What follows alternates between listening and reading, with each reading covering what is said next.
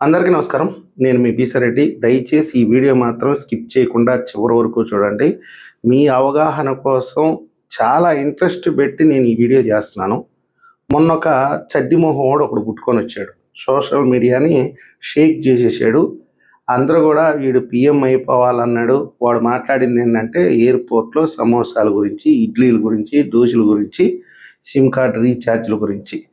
రాత్రికి రాత్రే ఆడు పెద్ద ఫేమస్ అయిపోయాడు. తర్వాత ఏమైపోయింది? చతికిల పడిపోయింది. వాడు చివరాఖరికి పోయి బీజేపీ పంచన దాక్కోవాల్సినటువంటి పరిస్థితి వచ్చింది. ఇప్పుడు మళ్ళీ ఒక కాక్రోచ్ పార్టీ అని చెప్పేటి ఒకటొచ్చింది.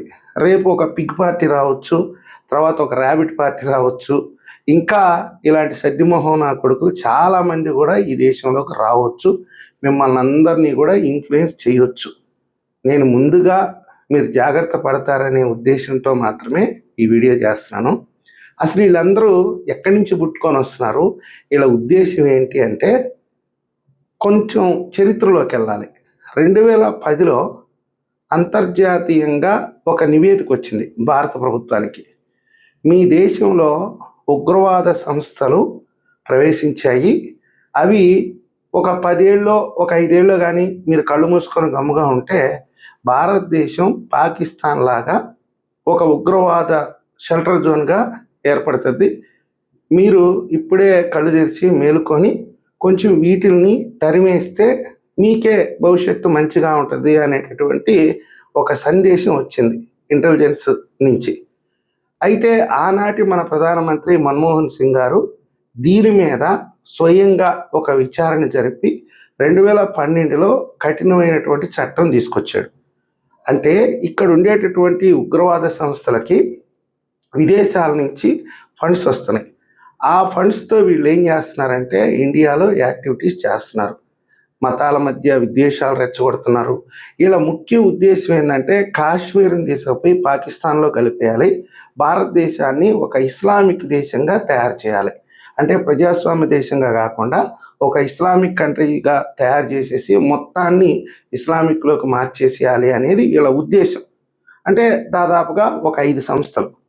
వీళ్ళతో మళ్ళీ కొన్ని మావోయిస్ట్ గ్రూపులతో కూడా సత్సంబంధాలు, వాళ్ళకు కూడా ఫండింగ్ ఇవ్వటం. అంటే వాళ్ళు కూడా కొంత ప్రభుత్వాన్ని ఎదుర్కొంటారు కాబట్టి ప్రభుత్వాన్ని బలహీనపరిచే విధంగా, ప్రజల్ని రెచ్చగొట్టే విధంగా వాళ్ళు కూడా తయారు చేస్తారు కాబట్టి వాళ్ళకు కూడా ఫండింగ్ చేసేవాళ్ళు. మన్మోహన్ సింగ్ గారు ఏం చేశారంటే ఇంటెలిజెన్స్ని బలోపేతం చేసి ఎక్కడెక్కడైతే ఈ ఉగ్రవాద స్థావరాలు ఉన్నాయో, ఈ షెల్టర్ జోన్లు ఉన్నాయో వీటి మీద నిఘా పెట్టించి కొంతమందిని అయితే అరెస్ట్ చేశారు, కొంతమందిని అయితే దేశం దాటిచ్చేశారు. అంటే ఇరాన్లో కొంతమందిని వదిలేశారు, కొంతమందిని ఇరాక్లో వదిలేశారు, కొంతమందిని సిరియాలో వదిలేశారు. అంటే ఇక్కడ వాళ్ళకి శిక్ష లేకుండా ఇంటర్నల్గా తీసుకుపోయి అక్కడ వదిలేసి మీరేదో ఇక్కడ పోరాటం చేయండిరా, మా దేశంలో వద్దు అని చెప్పి మంచిగానే చెప్పి పంపించేశారు. ఇంకొక స్టెప్ తీసుకున్నాడు మన్మోహన్ సింగ్ గారు. వీళ్ళకి అసలు ఫండ్స్ ఎక్కడి నుంచి వస్తున్నాయి అంటే స్వచ్ఛంద సేవా సంస్థల ద్వారా. విదేశాల నుంచి డబ్బు స్వచ్ఛంద సేవా సంస్థలకు వస్తున్నాయి. ఈ స్వచ్ఛంద సేవా సంస్థలన్నీ కూడా ఫేక్ స్వచ్ఛంద సేవా సంస్థలు. వాస్తవంగా 50% ఏదైతే ఫండ్స్ వస్తాయో విదేశాల నుంచి వాటిల్లో 50% స్వచ్ఛంద సేవా సంస్థ నిర్వహణ కోసం ఖర్చు పెట్టుకోవచ్చు. 50% అనేది ఇప్పుడు వికలాంగుల సహాయార్థం, రోగుల సహాయార్థం, గిరిజనుల సహాయార్థం, తర్వాత వచ్చి రైతుల సహాయార్థం, ఇలా ఏర్పాటైనవి అనమాట ఈ స్వచ్ఛంద సేవా సంస్థలన్నీ కూడా. వీటి యొక్క యాక్టివిటీ మీద ఆయన దృష్టి పెట్టి 50% మీ నిర్వహణ కోసం ఏదైతే ఖర్చు పెడుతున్నారో వాటిని లెక్కలతో సహా మాకు చూపించండి. బయట 50% ఖర్చు పెడుతున్నారు కదా, వాటిని కూడా లెక్కలతో సహా మాకు చూపించకపోతే మీ అకౌంట్స్ బ్లాక్ చేస్తామని చెప్పి కఠినంగా చర్యలు తీసుకున్నాడు. ఆ దెబ్బతోటే దాదాపుగా ఒక 50% స్వచ్ఛంద సేవా సంస్థలు క్లోజ్ అయిపోయినాయి. ఆ తర్వాత 2014లో బీజేపీ అధికారంలోకి వచ్చిన తర్వాత వాళ్ళు దీన్ని ఒక లక్ష్యంగా పెట్టుకున్నారు. 2022 నాటికి ఈ దేశంలో ఉగ్రవాదులకి అసలు ఉండకూడదు, స్థానమే ఉండకూడదు, మావోయిస్టులను కూడా మొత్తం అంతం చేయాలి అనేది వీళ్ళు ఒక యాక్షన్ ప్లాన్గా పెట్టుకొని నిఘా సంస్థలని బలోపేతం చేసి అందుకోసంగా సైన్యాన్ని కూడా వినియోగించుకొని అన్ని రకాలుగా ఎరాడికేషన్ స్టార్ట్ చేశారు దేశవ్యాప్తంగా.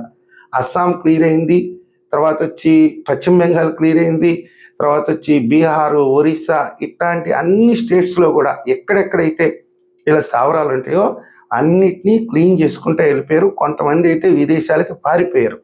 మొత్తం మీద ఏంటంటే 95% వాళ్ళ యాక్టివిటీ అనేది దేశంలో లేకుండా పరారైపోయారు. ఒక 5% ఇక్కడ ఉన్నారు.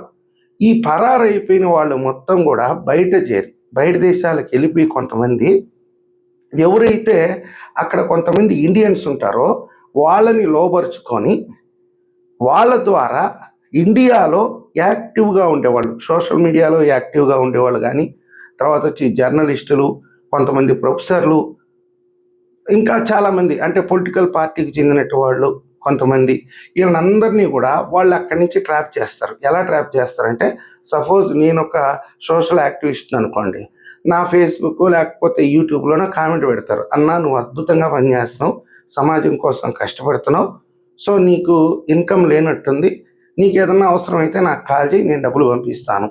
మన తెలుగులోనే మాట్లాడతాడు, మన ఇండియను ఏదో అమెరికాలో ఉద్యోగం చేసుకుంటున్నాడు, మంచి కుర్రోడు లాగున్నట్టున్నాడులే, పోనీ మనల్ని సపోర్ట్ చేస్తున్నాడు, పైగా చెప్తాడు అక్కడ చేరి నీకేదైనా సహాయం కావాలంటే నువ్వు మొహమాట పడకుండా నన్ను అడుగు అంటాడు. వీడికి నా మీద అనలైజ్ చేసేసి ఉంటారు, నేను ఏ పార్టీకి పనిచేస్తున్నాను, సో ఆ పార్టీ అధికారంలోకి వస్తే వీళ్ళకి మళ్ళీ ఇక్కడ షెల్టర్ జోన్ ఏర్పాటు అవుతుంది, సో అలాంటి వాళ్ళని వాళ్ళు టార్గెట్ చేస్తారు.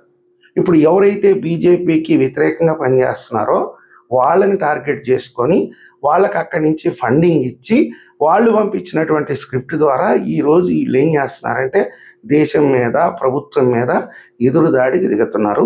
పైగా జంజీట్ యువత రాజకీయాల్లోకి రావాలి, యువత రెచ్చిపోవాలి, దేశాన్ని తగలబెట్టాలి, ఈ పాత తరం రాజకీయ వ్యవస్థ మాకు అవసరం లేదు అనే విధానాన్ని జనాల్లోకి తీసుకెళ్తున్నారు. వీళ్ళందరూ కూడా నేపాల్లో సక్సెస్ అయ్యారు, బంగ్లాదేశ్లో సక్సెస్ అయ్యారు, ఇంకా చిన్న చిన్న దేశాల్లో కూడా సక్సెస్ అయ్యారు. ఆ దేశాలని సర్వనాశనం చేశారు. ఈరోజు ఆ దేశాలు దివాలెత్తే పరిస్థితికి వచ్చేసింది. ఇప్పుడు వీళ్ళ దృష్టి కూడా భారతదేశం మీద పడింది. చాలామందిని వీళ్ళు లోపరుచుకొని ఉన్నారు, వాళ్ళ ద్వారా వీళ్ళకి ఫండింగ్ వస్తున్నాయి. వీళ్ళు ఈరోజు ఏం చేస్తున్నారంటే భారత ప్రభుత్వానికి వ్యతిరేకంగా ఈ దేశంలో ఏదో జరిగిపోతుంది.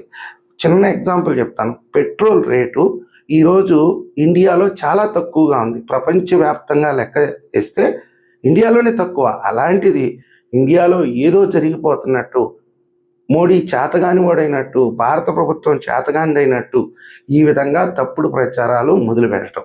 ఇకపోతే నిరుద్యోగం అనేది ప్రపంచంలోనే చాలా చాలా తక్కువ నిరుద్యోగం మనకు ఉండేది. అంటే నిరుద్యోగం ఉంది కానీ అంత భయంకరమైనటువంటి నిరుద్యోగం అయితే లేదు. ఆల్టర్నేటివ్ సోర్సెస్ ఉన్నాయి మనకి. అందరికీ ప్రభుత్వ ఉద్యోగాలు రావాలంటే రావు కదా. ప్రతి ఒక్కరూ సాఫ్ట్వేర్ ఇంజనీర్లు అయిపోవాలి, అక్కడ ఉద్యోగాలు రావాలంటే ముందు మనకు క్వాలిఫికేషన్ ఉండాలి కదా. మనం 35 మార్కులతో పాస్ అయిపోయి పెద్ద పెద్ద కంపెనీల్లో ఉద్యోగాలు రావాలంటే ఎలా వస్తాయి? ఇలాంటి వాళ్ళని రెచ్చగొడతారు, కులాల పరంగా రెచ్చగొడతారు, మతాల పరంగా రెచ్చగొడతారు. ఎవరైతే ఇక్కడుండి అలాంటి యాక్టివిటీకి పాల్పడుతున్నారో వీళ్ళనందరినీ వాళ్ళు డైవర్ట్ చేసుకొని వాళ్ళ దగ్గర నుంచి వీళ్ళకి ఫండింగ్ ఇచ్చి ఈ దేశంలో ఒక రకమైనటువంటి అలజడి వాతావరణాన్ని క్రియేట్ చేస్తారు. అందులో భాగంగానే వచ్చింది ఆ సద్దిమోహముడు, ఈ కాక్రోచ్ పార్టీ, రేపు రాబోయే పిగ్గు పార్టీ, ఆ ఇల్లుని రాబోయే ర్యాబిట్ పార్టీ, ఆ తర్వాత రాబోయే అస్థిపంజరాల పార్టీ. వీళ్ళందరూ ఏం చేస్తారంటే ఈ దేశంలో ఉండేటటువంటి రాజకీయ వ్యవస్థని అస్థిరపరచాలి. వీళ్ళెవరికైతే ఒక రాజకీయ పార్టీకి సపోర్ట్ చేస్తున్నారో ఆ రాజకీయ పార్టీ అధికారంలోకి వస్తే వీళ్ళ ద్వారానే ఆ రాజకీయ పార్టీతో మీడియేటర్షిప్ చేపిస్తారు. మీకు ఏదైనా డబ్బులు కొరవైతే మేము డబ్బులు పంపిస్తాము, మీరు గెలవండి అని చెప్తారు. గెలిచిన తర్వాత వాళ్ళు వచ్చి ఇక్కడ కూర్చుంటారు. ఇంకా క్లియర్గా చెప్పాలంటే చాలా ఉంది, మీరు మళ్ళీ కన్ఫ్యూజ్ అయిపోతారు కాబట్టి సంక్షిప్తంగా చెప్పే ప్రయత్నం చేస్తున్నాను. ఈరోజు వచ్చినటువంటి కాక్రోచ్ పార్టీకి 49% ఫాలోయర్స్ పాకిస్తాన్ వాళ్ళు, 14% బంగ్లాదేశ్ వాళ్ళు, 14% అమెరికాలో ఉండేటటువంటి విదేశస్తులు. దీన్ని బట్టి మీరు అర్థం చేసుకోండి. అసలు దాని వ్యవస్థాపకుడు ఎక్కడున్నాడంటే అమెరికాలో ఉన్నాడు. వాడు ఎవడికి పనిచేశాడంటే ఆమ్ ఆద్మీ పార్టీకి పనిచేశాడు. వీడి మీద ఆల్రెడీ కేసులు ఉన్నాయి. ఎందుకంటే ఆర్టికల్ 370 రద్దుకి వ్యతిరేకంగా మాట్లాడిన వాడు. అదేవిధంగా పశ్చిమ బెంగాల్లో మమతా బెనర్జీని ఒక పెద్ద నాయకురాలుగా గుర్తించి మమతా బెనర్జీని ఎన్నికల కమిషన్ మోసం చేస్తుంది, కేంద్ర ప్రభుత్వం మోసం చేస్తుంది ప్రచారం చేసినటువంటి నీచ నికృష్టికుడు. సో మీరు అన్ని విషయాలు అర్థం చేసుకోండి. కొన్ని కాపీరైట్ తర్వాత స్ట్రైకులు ఇవన్నీ ఉంటాయి కాబట్టి అన్ని విషయాలు మీకు చెప్పలేను. మన ఆంధ్రప్రదేశ్లో కూడా కొంతమంది ఉన్నారు ఇప్పుడు ఉండేటటువంటి కూటమి ప్రభుత్వాన్ని బలహీనపరచడం కోసం. కొంతమంది సోషలిస్టుల ముసుగులో పాస్టర్ని నిన్నగాక మనం చూశారు. చాలామంది ఉన్నారు ఇట్లాంటి వాళ్ళు. కాబట్టి అప్రమత్తంగా ఉండండి. ఇది నేను చేసుకునేటటువంటి విజ్ఞప్తి. ఈ వీడియో మీకు నచ్చినట్లయితే లైక్ చేయండి, సబ్స్క్రైబ్ చేయండి. ధన్యవాదాలు.